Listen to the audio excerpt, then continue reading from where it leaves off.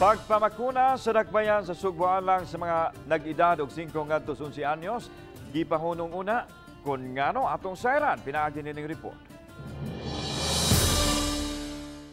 Nagbalampuso na upat ka adlaw nga vaccination rollout sa mga batang 5 hangtod 11 anyos niadtong niaging semana. Kini tungod kay gihangup man sa mga ginikanan ug mismo sa mga bata nga gustong magpabakuna.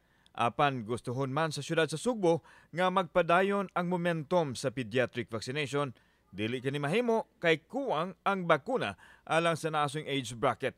Gisugdan ang pagbakuna sa Cebu City ni atong Miyerkules hangtod sa Sabado. Nananghid ko nga pwede ba gamiton sa nato nga to ang kanang naang 3,000 nga for the second dose.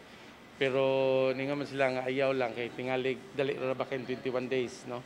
Dili nga sila ka-replenish manang magpaabot pa gyud ta sa Department of Health kung sa agad maabot ang ato ang stock for the 5 to 11 years old.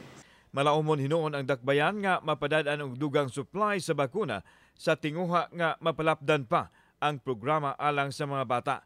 We will be able to have the needed number of vaccine so that we can continue to really address, because that is part of our very clear massive vaccination program.